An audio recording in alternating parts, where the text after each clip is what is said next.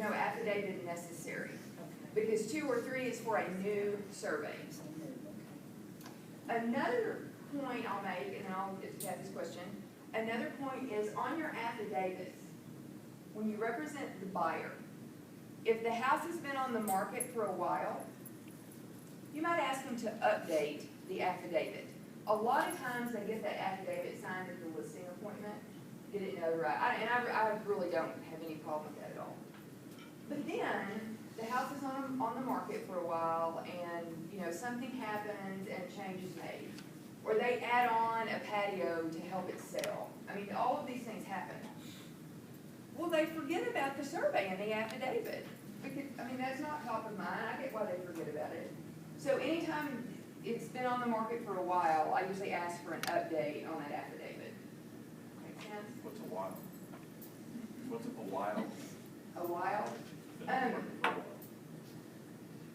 You know, I would say, I mean, in this market, it's not very long.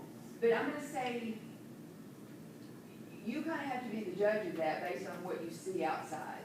I mean, things inside the house aren't going to affect the survey. But if you're showing the property and there's what looks like a new patio, or a new fence, or you can see where a fence has been moved, you know, you see indicators. That's when I would ask for something. I mean, it usually takes them a couple of months to forget anyway. And I don't ask just to be a jerk. You know, I mean, it's a legitimate concern. Kathy, and then. I was just gonna make a comment that if it's seller financing or cash, they don't necessarily need a survey. You can skip that whole seat, right? That's true. You don't have to mark anything. That's true. If the survey isn't required and they're not.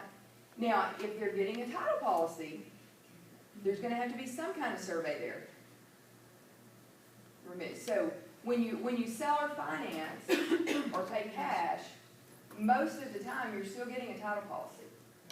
And if you're getting a title policy, there's going to have to be something that the title policy can use, that the title company can use to insure.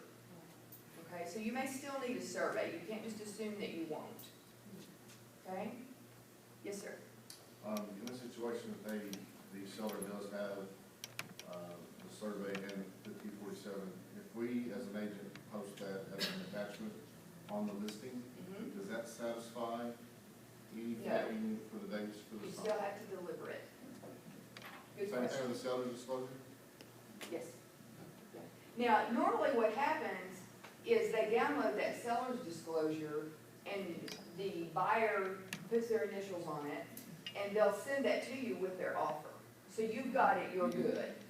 But make sure you have a copy in your file that's initialed and signed by all the parties. And the seller's disclosure is not part of the contract. We do not add that in, what did y'all teach me, 22, paragraph 22? We don't add that in paragraph 22. The reason is that the contract is an agreement between the parties, between buyer and seller. The seller's disclosure is not an agreement between the buyer and seller.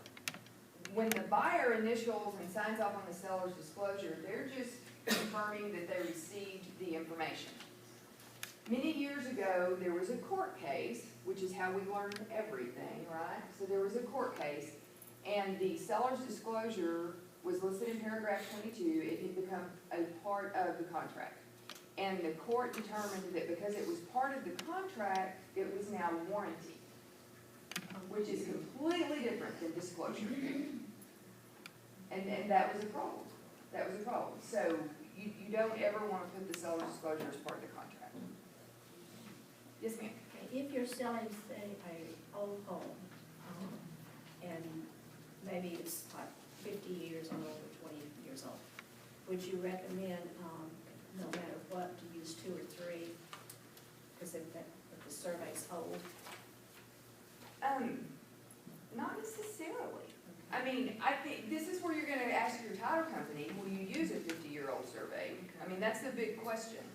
But if it's in a city and it's lot and block, and there's not any outbuildings or a swimming pool or anything to give me concern, then, you know, I might just ask the title company exactly how old of a survey will you accept.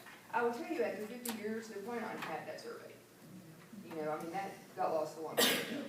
And if it's like farm or ranch or something like that, an old survey, still ask the title company.